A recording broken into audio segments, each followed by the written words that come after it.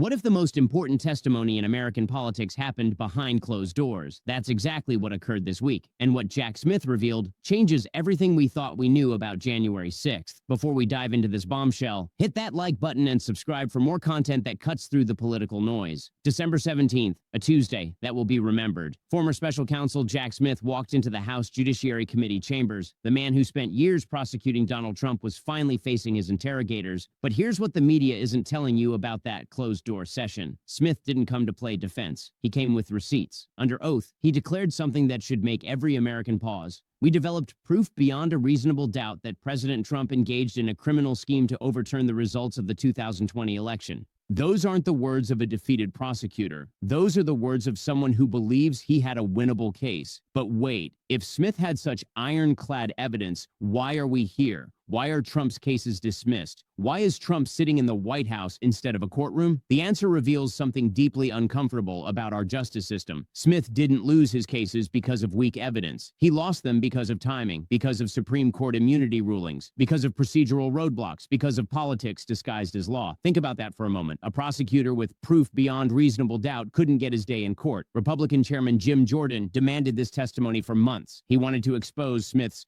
weaponized investigation. He wanted to prove political bias. He wanted his gotcha moment. But Smith came prepared. He addressed every criticism head on. Phone records of Republican congressmen, lawfully subpoenaed and relevant to complete a comprehensive investigation. The Mar-a-Lago raid, powerful evidence that showed Trump willfully retained classified documents. And here's the kicker. Smith revealed details about those classified documents that should terrify any American concerned about national security. Documents stored in a bathroom, documents in a ballroom where events took place, documents that foreign adversaries would kill to get their hands on. This isn't about politics anymore. This is about national security. Here's where it gets really interesting. Smith didn't just defend his investigation. He went on offense. He said if presented with the same evidence today, he would prosecute any former president, Republican or Democrat. That's not political bias. That's prosecutorial consistency. But Jordan wasn't satisfied. No public hearing, no transparency, just a closed-door deposition. Why? Because the last thing Republicans wanted was Jack Smith speaking publicly on national television. Representative Jamie Raskin said it perfectly. A public hearing would have been absolutely devastating to the president and all the president's men involved in the insurrectionary activities of January 6th. Think about the irony here. Jordan, the champion of congressional oversight, suddenly doesn't want oversight to be public. The same man who demanded transparency is now operating in the shadows. So let's connect the dots here. Republicans demand accountability from Smith. They get it. Smith provides detailed explanations for every investigative step. He stands by his evidence. He offers to testify publicly. Republicans say no. What are they afraid of? The answer is simple. They're afraid of the evidence itself. They're afraid of what Smith's public testimony might reveal. They're afraid that the American people might hear the full story instead of carefully curated sound bites. This isn't about justice. This is about narrative control. Smith's testimony reveals a prosecutor who followed the evidence wherever it led. Phone records showing coordination between Trump associates and members of Congress on January 6th. Classified documents in unsecured locations accessible to foreign nationals, obstruction of justice attempts documented in real time, all meticulously documented, all legally obtained, all pointing in the same direction. But here's the part that should concern every American. Regardless of political affiliation, we now have a former special counsel stating under oath that he had sufficient evidence to convict a former president of serious crimes. And that former president is now sitting in the Oval Office again. What does this say about our system? What does this say about accountability? What does this say about the rule of law? The timing is everything here. Smith's investigation was thorough, his evidence was solid, his legal reasoning was sound, but the political calendar worked against him. Presidential immunity kicked in, cases got dismissed, justice got delayed, and delayed justice, as we all know, is often justice denied. Smith's final move wasn't about politics, it was about history. He wanted the record to show that his investigation was thorough, legal, and evidence-based. He wanted posterity to know that he did his job even when the system failed. Whether you support Trump or oppose him, Smith's testimony raises fundamental questions about how justice works in America. Can a president truly be above the law? Are there different standards for different people? Is timing more important than truth? The closed-door nature of this testimony is itself revealing. If Republicans were confident in their narrative about Smith's investigation, why not make it public? Why not let Americans see Smith answer questions directly? Because sometimes the cover-up is more revealing than the crime. Smith addressed another crucial point in his testimony. He defended the subpoenaing of congressional phone records, explaining that over 160 individuals pleaded guilty to assaulting police officers on January 6th. He said Trump and his associates tried to call members of Congress to further delay certification of the election. This wasn't just about January 6th. This was about a coordinated effort to undermine American democracy itself.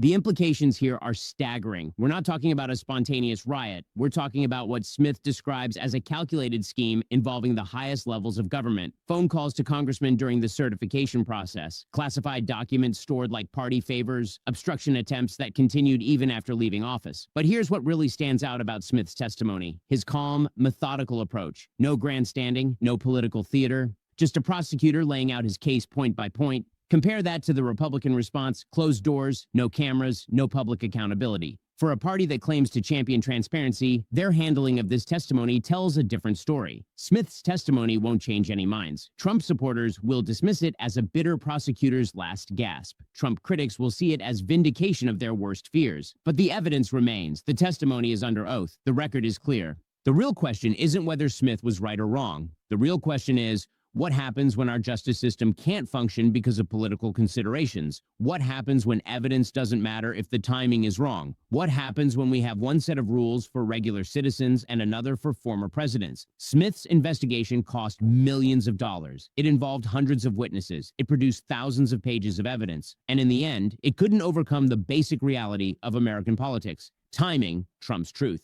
That should concern every American who believes in the rule of law, not because of partisan politics, but because of what it says about our system itself. Consider the broader implications. If a special counsel with unlimited resources, grand jury power, and prosecutorial authority can't bring a case to trial because of political timing, what does that say about accountability in America? Smith's testimony revealed something else crucial. He wasn't just defending his investigation. He was defending the very concept that no one is above the law. When he said he would prosecute any former president based on the same evidence, he was making a statement about equality before the law. But our system didn't allow that principle to be tested. The classified documents case is particularly revealing. Smith testified about powerful evidence of willful retention: documents in bathrooms, documents in ballrooms, documents accessible to foreign nationals at Mar-a-Lago events. Any regular citizen found with classified documents in their bathroom would face immediate prosecution. But when it's a former president who becomes a current president, the rules apparently change. That's not equal justice. That's a two-tier system disguised as legal process.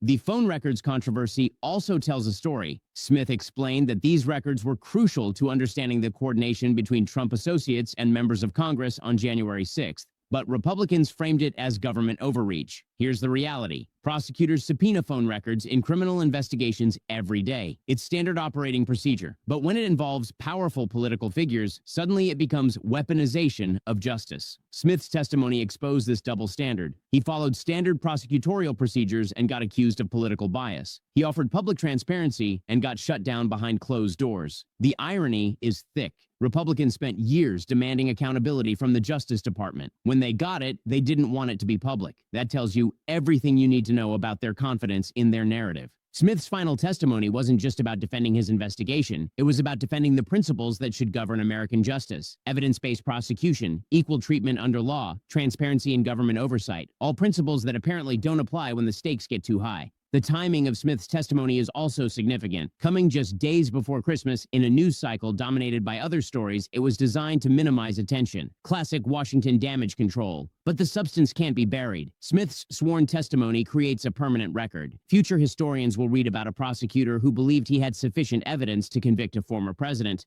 They'll read about a political system that ensured he never got that chance. The transcripts will eventually be released, the full details will emerge, and Americans will have to reckon with what happened here. A special counsel conducted a thorough investigation. He followed the evidence. He built what he believed was a prosecutable case. The system worked exactly as designed up until the moment it didn't. That's the real story of Jack Smith's final move. Not the politics, not the partisanship, but the moment when American justice met American politics and politics won. Whether that's good or bad depends on your perspective, but the precedent is now set. Future prosecutors will know that timing matters more than evidence when the stakes are high enough. That might be realism, but it's not justice. And in the end, that distinction matters more than any political victory or defeat, because justice delayed isn't just justice denied. It's the erosion of the very principles that make America worth defending. In the end, Jack Smith played his final card. He defended his investigation with facts, not politics. He stood by his evidence, not partisan talking points. He offered transparency while his critics chose secrecy. History will judge who was right. But for now, we have a former special counsel who believes he could have proven a sitting president committed crimes. And we have a political system that ensured he never got that chance. That's not justice. That's politics.